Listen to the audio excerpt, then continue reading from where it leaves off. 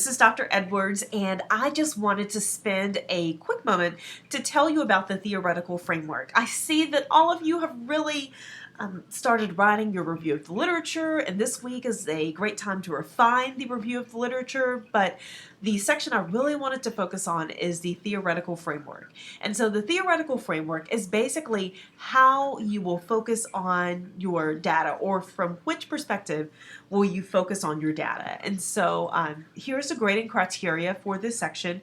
Did you communicate why you chose, or your group chose, this particular theory? And the theory that we will use is the social presence theory.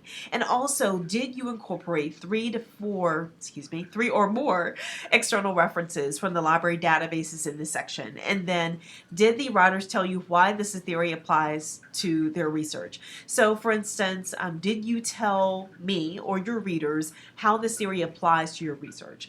So, and also I look at grammar, spelling, and APA style. So this is the social presence theory, and this theory is basically looking at the data from the perspective of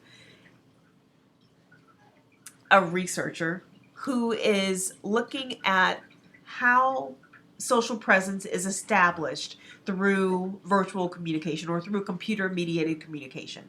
For instance, a high level of social presence would be established if you were talking with someone face-to-face, so face-to-face conversation. A slightly lower level of social presence would be established if you had a telephone conversation with someone.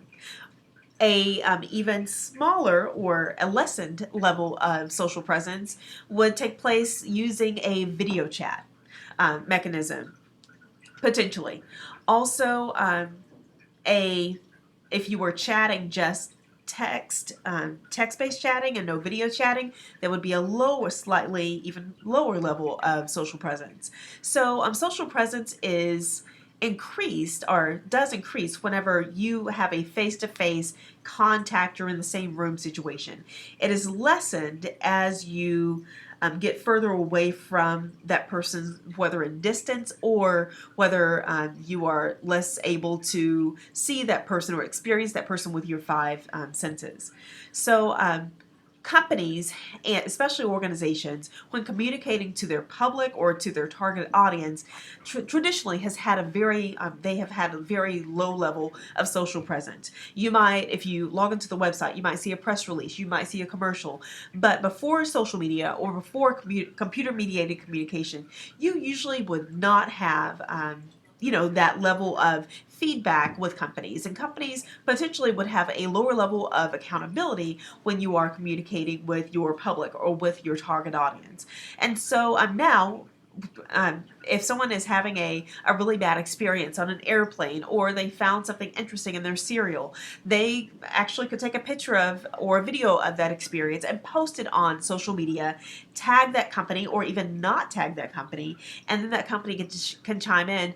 We see that you have a concern. Please make sure that you contact us, or can you please follow us so we can send you a direct message if it's on Twitter. So through that type of communication, companies can really reach out to their audiences to increase the level of crisis management potentially, but also the level of social presence that they have with their target audience or their potential audience members.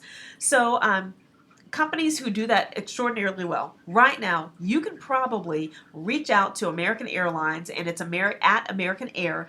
Type that you're looking forward to having an amazing experience in a few months on American Airlines, and American Airlines will, I almost guarantee you, reply back to you within 10 to 15 minutes or less, because they practice a high level of engagement with their followers, but also they practice social media listening. So if you just mention American Airlines and not even include their Twitter account, they will still see that message, because they are actively seeking individuals who are talking about their company, whether good, bad, or indifferent.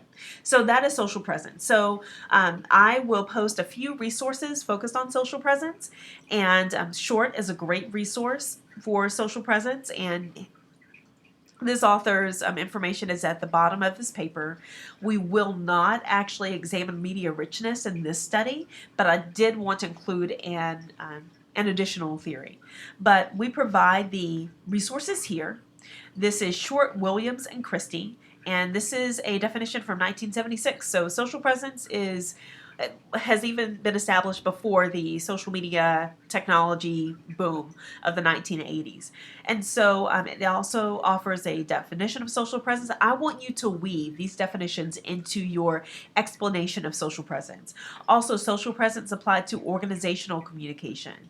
Also, the perspective that customers prefer social or computer mediated communication or social presence if it is similar to face-to-face communication. So video chat, live chat, things of that nature. The more live it is and the more you're able to experience that communication with that company through your five senses, the more likely you are to have a positive preference towards that company than you would with another company. So American Airlines has a high level of social presence, but for me, United Airlines does not have as high of a level of social presence as American Air. And I'm not biased, by the way.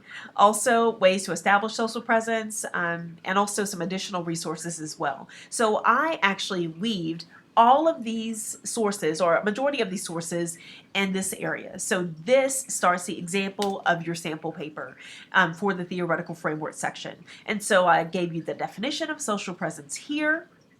And actually, I gave you two definitions, so you make sure this is in your own words, but you can weave those references and those definitions into your paper as well. Also, we have how social presence and computer mediated communication is viewed in the workplace. So that's an additional reference that you could weave in your paper as well. And then I found an additional reference. Eric Gahn talked about the 12 methods to establish social presence. And so I talked about some of those methods, including beginning a conversation, providing frequent feedback, so on and so forth. And so that is the theoretical framework. And so if you have any questions, please feel free to contact me. I am excited about your persistence in the class, and also about your papers, and again, if you have any questions, just let me know. Have a good day.